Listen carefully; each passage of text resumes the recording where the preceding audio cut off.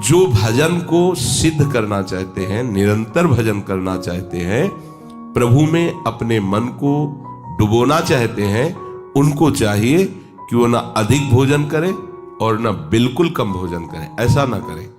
जो अधिक खाने वाला होता है उसकी ऊर्जा शक्ति पचाने में ही लग जाती है, भजन में रुचि नहीं होती।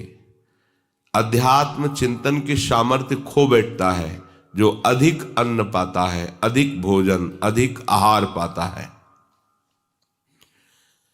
आप कह सकते हैं हम तो बहुत कम पाते हैं। दूसरों की अपेक्षा कम पाना कम नहीं कहा जाता। आपकी भूख से कम पाना उसे कम कहा जाता है। अब जैसे किसी का शरीर है और उसके शरीर की आवश्यकता है 1 किलो अन्न की। अब वो अगर 750 ग्राम पाता है, 800 ग्राम पाता है तो कम पाता है। अब किसी शरीर का ऐसा ढांचा है कि 300 ग्राम में ही उसका हो जाता है तो उसे 200 ग्राम पाना पड़ेगा।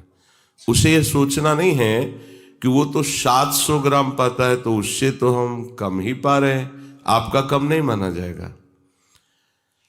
हमारे शरीर की भूख कितनी है अन्न की, उससे कम पाना, ध्यान दीजिएगा। इसे हम दूसरे से मिला नहीं सकते। ऐसे भी भगवान ने शरीर की रचना की है जो एक बार में 2.5-3 किलो अन्न पाते हैं। अब उनको 100-200 ग्राम में बांध दोगे तो उनका भजन साधन तो कुछ होगा नहीं, बस भोजन का चिंतन होगा। तो थोड़ा ये देखना पड़ेगा ढांचे का, शरीर का कितना आहार है, उस आहार से उसको कम किया जाए। उसकी तुलना में दूसरा शरीरधारी कम पाता है पर वो अपनी भूख से अधिक पाता है तो वो ठीक नहीं है। अपने शरीर को देखना है कि अपने शरीर की भूख है अगर 3 रोटी की तो 1 रोटी हम छोड़ देते हैं, 2 रोटी पाते हैं। जो भूख से अधिक भोजन पाता है फिर उसे प्यास लगती है, फिर उन्हीं आंतों में पानी भरा जाता है। अब भोजन और पानी से आंतें भर गई तो श्वास स्थूल हो जाएगी, प्राणों को परेशानी होगी। जितना भोजन पाया है उससे कई गुना हमारे उदर में पानी की आवश्यकता होती है। ये जो पानी कम पीते हैं ये अपने स्वास्थ्य के साथ खिलवाड़ करते हैं। 3.5 लीटर 4 लीटर तो सहज में पानी प्रत्येक शरीरधारी को पीना चाहिए। अगर इतना पानी नहीं जाता तो अंदर जो तेजाब बनती है, एसिड बनती है, और भी कई तरह के विकार बनते हैं, वो आपको परेशान कर देंगे, भजन नहीं करने देंगे। पानी से ये गर्मियां शांत होती, साधन में बड़ा हित होता है। तो इतना अन्न डालो कि पानी उससे डबल पीने के बाद भी आपको आंतों की याद न रहे, बाहर न मालूम दे, वजन न मालूम दे। पेट जब बोझिल हो जाता है तो उससे कोई सेवा करने की रुचि नहीं रहती। ये भारी जब पेट हो जाता है ना तो इसकी रुचि नहीं होती कि हम सोहनी लगा दें, कैसे पोछा लगाएगा, इतना बड़ा पेट हो, बैठ ही नहीं पाएगा। उसके लिए तो पेट के लिए जगह चाहिए। अरे बड़ी समस्या है। आप इसको खाना पीना ज्यादा सुख मत समझिए। जिनके भारी पेट हो जाते, भारी धन की सुविधा होती है, खूब खाते पीते रहते, संयम व्यायाम इसको तो जानते ही नहीं, तो परिणाम क्या होता है कि उनको शौच आदि क्रिया में भी बड़ी परेशानी पड़ती है। वो अपनी दिनचर्या भी करने के लिए परेशान रहते हैं। कैसे, क्या जीवन, आप स्वयं उठ नहीं सकते, बैठ नहीं सकते, आप अपने जीवन को कैसा नर्क बना रहे हैं। तो ये उपासक को ध्यान रखना है कि उसकी आंतों में बोझा उसको समझ में नहीं आना चाहिए। प्रसाद पाते समय बोझा समझ में नहीं आता। प्रसाद पाने के 30 मिनट बाद या 1 घंटे बाद जल पीना अनिवार्य है, अनिवार्य है। आप जब जल पिए आधा लीटर 1 लीटर जो भी आपका अभ्यास है तो आपके पेट में हल्कापन होना चाहिए, नहीं होना चाहिए कि भारी हो गया। अगर आपने पहले ही अन्न अधिक मात्रा में डाल लिया है तो पानी डालते ही आंतें फूलेंगे और बोझा लगेगा। शाम तक ये कैसे पचे और दूसरी रसोई तैयार हो रही शाम के भोजन, बस फिर डाल लिया, अब सुबह तक कैसे, अब निकल नहीं रहा सुबह, अब उसकी परेशानी है। क्या करें, कौन सी दवा खाएं, कौन सा चूरन खाएं। अरे भाई सावधान। भजन का चिंतन कब होगा, प्रिया प्रीतम का चिंतन कब होगा, जब आपको पेट याद ना आवे। ये पेट बढ़ जाता है, बहुत परेशानियों का घर हो जाता है। कि इसको हमको स्वस्थ रखना है, इतना नहीं खवा देना कि देखो ये शुगर आदि, ये ब्लड प्रेशर आदि, एक तो हमारा अन्न दूषित हो गया है, इतने केमिकल डाले जाते हैं, इतनी खाद डाली जाती है कि वो अन्न प्रभावित हो चुका है, ये स्वाभाविक रोग होना है। लेकिन यदि हम कम मात्रा में खाएं, अधिक मात्रा में पानी पिए, तो पेशाब से वो काफी विकार नष्ट हो जाते हैं, काफी विकार बाहर हो जाते हैं। और व्यायाम करने से, शुद्ध वायु जाने से हमारा शरीर रोग से लड़ने की क्षमता पाता है। बाल्यावस्था में हमें सिखाया गया था, दवा कोई वर्जिश से बेहतर नहीं, नुस्खा है कम खर्च बाला न सेन, शक्ति बढ़े फुर्ती रहे, चोट न अधिक पिराए, अन्न पचे चंगा रहे, कसरत सदा सहाय। व्यायाम करना सबसे बड़ी औषधि सेवन करना है, हर रोग शासन में रहेगा। अब तो इसके कारण व्यायाम नहीं हो पाता, नहीं 45 मिनट दंड बैठक, खोपड़ी के बल खड़े होना और कई आसन, ये हित धाम तक बराबर अनवरत 25 वर्ष, कोई दिन ऐसी दिनचर्या नहीं की। अब वो व्यायाम क्या कि 2 दिन किया, तीसरे दिन नहीं किया, चौथे दिन नहीं किया तो आपका शरीर दर्द करेगा। व्यायाम एक नियत समय पर, नियत संख्या के अनुसार करें, क्योंकि आप उपासक हैं, आप कोई पहलवान तो है नहीं कि आप और बढ़ाते चले जाएं। एक नियत समय पर, नियत करना ही चाहिए सबको। अगर आपको ब्रह्मचर्य रहना, शरीर स्वस्थ रखना है, इसी जन्म में भगवत प्राप्ति करनी, तो आपको व्यायाम अत्यंत अनिवार्य है, चाहे स्त्री शरीर हो चाहे पुरुष शरीर। शरीर में जब अन्न जाता है तो उसके लिए हमें एक बार पसीना निकालना पड़े। आप सहज में बात समझो, जब आपकी रात भर खड़ी मोटरसाइकिल जब सुबह आप चलाना चाहते हैं तो पहले उसको करते एकदम जोर से, नहीं करते, गियर में डालते हैं जोर से एकदम है, हाँ रेस वेस जो भी कहते हैं ऐसे कस के करते हैं ना, ऐसे तुम अपनी गाड़ी को एक बार दंड बैठक व्यायाम दौड़ भाग थोड़ा आधा घंटा पौन घंटा इतना 24 घंटे फिर अन्य सेवा में लगाओ।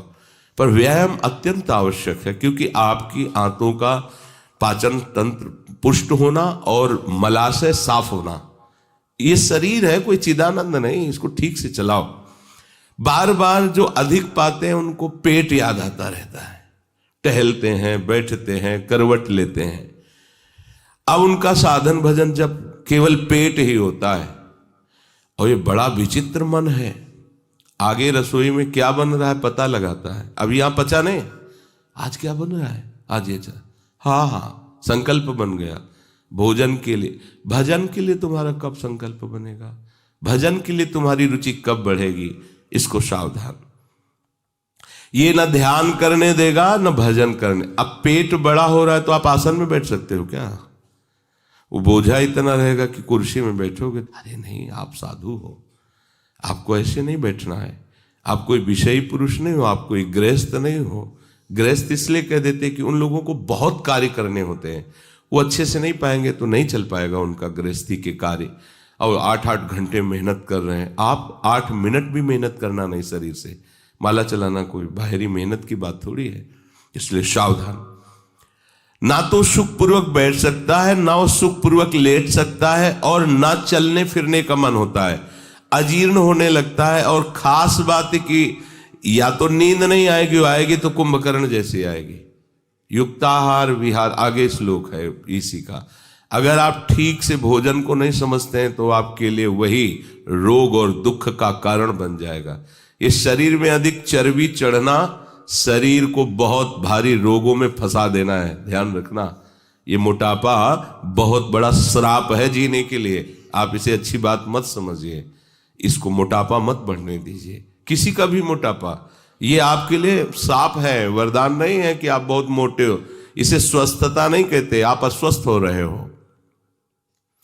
भगवान कहते हैं कि जो अधिक खाने वाला है उसको योग सिद्ध नहीं होता, और न चैकांत मनस्नतः, ऐसे ही जो बिल्कुल नहीं खाता उसके लिए भी योग सिद्ध नहीं होता।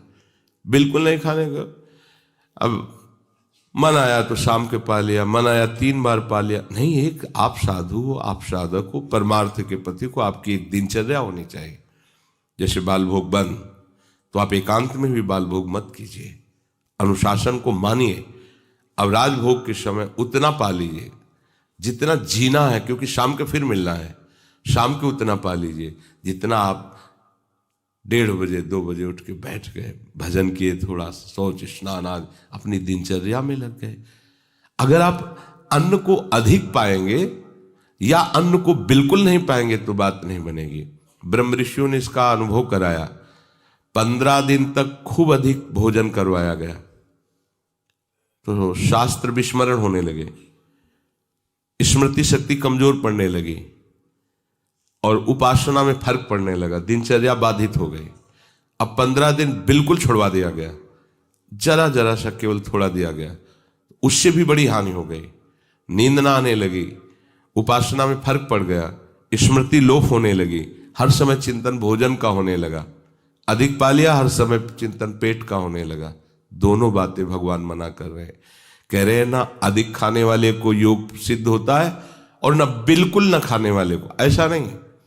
भोजन न करने से मन बार बार भोजन का चिंतन करता है, शरीर में शक्ति कम हो जाती है, मांस मज्जा आदि में दर्द शुरू हो जाता है, शरीर शिथिल हो जाता है, चलना फिरना भी कठिन हो जाता है, साधना करना तो क्या। इसलिए जो भजन को सिद्ध करना चाहते हैं, निरंतर भजन करना चाहते हैं, प्रभु में अपने मन को डुबोना चाहते हैं, उनको चाहिए कि वो ना अधिक भोजन करें और ना बिल्कुल कम भोजन करें। ऐसा ना करें, मध्य में रहें, युक्त।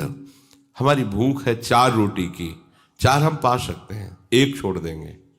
हमारी भूख है 15 रोटी की, 2 हम छोड़ देते, 13 पा लेते, उसके साथ उसका मिलन नहीं होगा।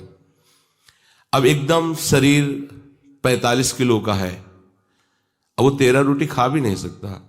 अब 115 किलो का उसका शरीर का, वो ऐसे लंबा चौड़ा हाइट है, उसे 2 रोटी दोगे तो चिंतन रोटी का होगा, क्योंकि अभी परमात्मा चिंतन में डूबा थोड़ी। ये थोड़ा ध्यान रखना पड़ेगा।